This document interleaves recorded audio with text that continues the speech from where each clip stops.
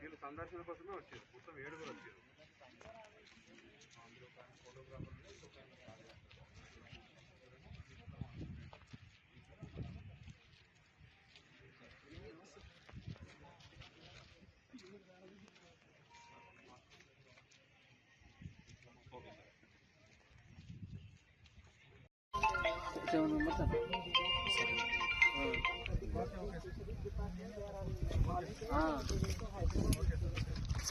First వెనకలికి వెళ్ళిపోతారు water force air force అంతా అటు సైడ్ ఉంది. వెనకలికి వెళ్ళిపోయారు మునిగిపోయారు.